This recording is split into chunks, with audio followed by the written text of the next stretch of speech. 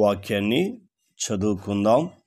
ద్వితీయోపదేశ కాండము 15వ అధ్యాయము 5వ వచనము 6వ వచనము 2 చదువుకుందాం.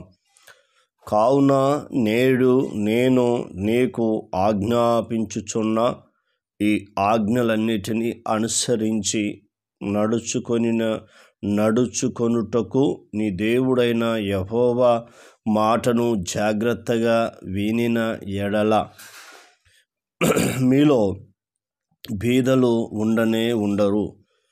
ఏలయనగా నీ దేవుడైన యెహోవా నీతో చెప్పియున్నట్లు నిన్ను ఆశీర్వదించెను గనుక నీవు అనేక జనములకు అప్పిచ్చెదవు గాని అప్పు చేయవు. అనేక జనములను ఏలుదువు గాని వారు నిన్ను ఏలరు. ఆయనకు స్తోత్రములు యుగయుగములు తరతరములు కలుగునుగాక. దేవాది దేవుడైన మన రక్షకుడైన యేసుక్రీస్తు నామములో మీకు స్తుతి మహిమ కలుగునుగాక. ఆమేన్, ఆమేన్, ఆమేన్. ఎంత అద్భుతమైన దేవుడో మనకిక్కడ కనబడుతుంది. దేవుడు మాట్లాడుతూ ఉన్నాడు. మోషే ద్వారా ఇశ్రాయేలు ప్రజలకు తెలియపరుస్తున్నాడు. ఏమని చెప్తున్నట్టే, కావున నేడే నేను నీకు ఆజ్ఞాపించుచున్న ఈ ఆజ్ఞలన్నిటినీ అని చెప్తున్నాడు. నేడు అంటే ఇప్పుడే నేను ఆజ్ఞాపించున్న ఆజ్ఞలన్నిటినీ అనుసరించి నడుచుకొనుటకు చెప్తున్నాడు. రెండవది, నీ దేవుడని యెహోవా మాటను జాగ్రత్తగా వినిన ఎడలా. రెండవది, నీ దేవుడని యెహోవా మాటను జాగ్రత్తగా వినిన ఎడలా మీలో బీదలు ఉండరు అంటున్నాడు. మూడవది, నాలుగోది చెప్తున్నాడు, ఏలైనగా నీ దేవుడని యెహోవా నీతో చెప్పియున్నట్లు నిన్ను ఆశీర్వదించెను గనుక. ఐదవది, అనేక జనములకు అప్పిచ్చెదవు కానీ అప్పు చేయవు. ఆరవది, అనేక జనములను ఏలుదువు గాని వారు నిన్ను ఏలరు. దేవుడు ఇన్ని వాగ్దానాలు చేస్తూ ఉన్నాడు. దేవుడు ఇన్ని వాగ్దానాలు చేస్తున్నప్పుడు ఈ వాగ్దానాన్ని ఎత్తిపట్టి నువ్వేం చేయాలంటే ప్రార్థన చేయాలి. నీవు ఎంత అప్పున్నదో నాకు తెలియదు, నీ పరిస్థితులు ఏంటో నాకు తెలియదు, నువ్వు ఎలాంటి స్థితిగతులు ఉన్నావో నాకు తెలియదు. దేవుడికి తెలుసు, నీకు తెలుసు. కాబట్టి నీవు ఆయనకు సమయం ఇచ్చి ఆయన మీద ఆధారపడుతూ ప్రార్థన జీవితం కలిగి నీ ఉంటున్నప్పుడు అద్భుతంగా దేవుని దీవిస్తాడు. ఎందుకంటే ఆయన మీద ఆధారపడమని చెప్తున్నాడు. నీ దేవుడని యెహోవా మాట జాగ్రత్తగా వినిన ఎడల అని మాట్లాడుతున్నాడు. మరి ఇప్పటికైనా నువ్వు దేవుని మాట జాగ్రత్తగా వింటే నీ అప్పు తొలగిపోతుంది, వ్యాధులు తొలగిపోతాయి, పేదరికం తొలగిపోతుంది, సమస్యలు తొలగిపోతాయి. ఎందుకో తెలుసా? కొత్త నిబంధన ఈ రీతిగా మనకు వ్రాయబడి ఉన్నది. 2వ కొరింథీ రాసిన పత్రిక 8వ అధ్యాయము 9వ వచనం, మీరు మన యేసుక్రీస్తు కృపను ఎరుగుదురు గదా అని రాస్తున్నాడు. అంటే ఆయన ధనవంతుడై ఉండియు మిమ్మలను ధనవంతులు చేయుటకే ఆయన దరిద్రుడు ఆయను అని రాస్తున్నాడు. అపొస్తలుడైన పౌలు కొరింథీ సంఘానికి రాసి హెచ్చరిస్తున్నాడు.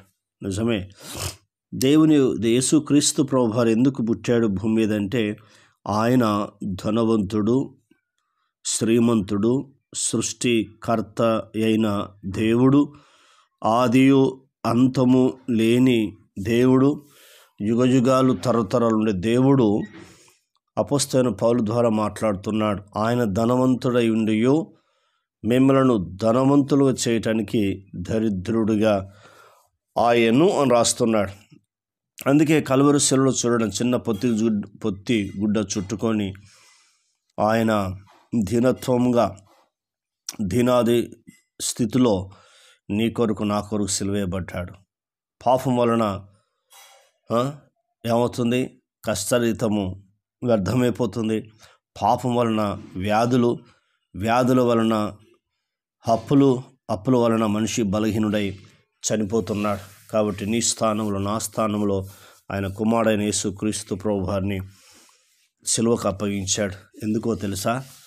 నీ పాపాలు క్షమించి, నీ రోగం తొలగించి, నీ పేదరికం తొలగించడానికి ఆయన ఈ లోకంలో మానవుడికి పుట్టాడు. ఇప్పుడు చెప్తున్నాడు చూడు, మీలో బీదలు ఉండరని వాగ్దానం చేస్తున్నాడు. నిజం. ఆయన మాటలో శక్తి ఉంది, ఆయన మాటలో ఆశీర్వాదం ఉంది, ఆయన మాటలో స్వస్థత ఉంది, ఆయన మాటలో అద్భుతములు, ఆశ్చర్య కార్యాలు, సూచక క్రియలు జరిగిస్తాయి. అందుకే నాడు ఎందుకు నువ్వు అప్పుల పాలవుతున్నావు? దేవుని మాటను జాగ్రత్త వినట్లేదు, అశ్రద్ధ చేస్తున్నావు, నిర్లక్ష్యం చేస్తున్నావు, బద్ధకస్తురాలు అవుతున్నావు, మనుషుల మాటలు శ్రద్ధగా వింటున్నావు, యూట్యూబ్లో వచ్చే మాటలు శ్రద్ధగా వింటున్నావు, లోక వార్తలు శ్రద్ధగా వింటున్నావు, సినిమాలు సీరియల్ శ్రద్ధగా ఆ మాటలు వింటున్నావు. అవన్నీ పనికి వచ్చేది ఒక్కటి కూడా కాదు, గుర్తుంచుకో. కానీ దేవుని మాటలు పనికిచ్చేది. దావీదు అంటున్నాడు 119 కీర్తన 50 వచనం, నీ వాక్యము నన్ను బ్రతికించి ఉంది, నా బాధలలో ఇదే నాకు నెమ్మది కలిగిస్తుంది. అర్థమవుతుందా? బ్రతికించే మాటలు, నెమ్మది కలిగించే మాటలు. తర్వాత రెండో చెప్తున్నాడు చూడండి, నేను నిన్ను ఆశీర్వించినను గనుక. దేవుడు ఆశీర్వించానని మాట్లాడుతున్నాడు. ఏం చెప్తున్నాడు? యెహోవా నీతో చెప్పి ఉన్నట్లు నిన్ను ఆశీర్వించాను గనక.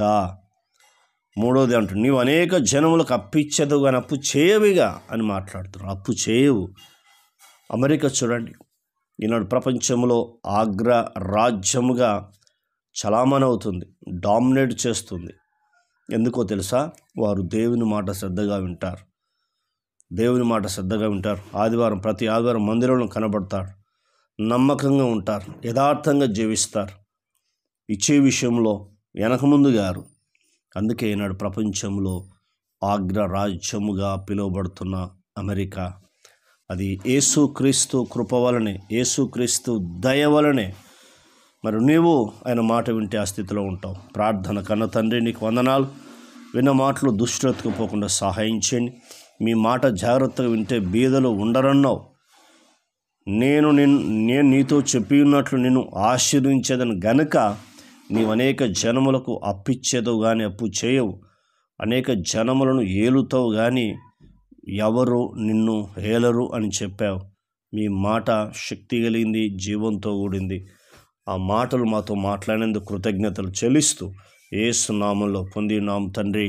ఆమెన్. దేవుడు మనందరిని దీవించి ఆశీర్వించునుగాక. Amen, amen, amen.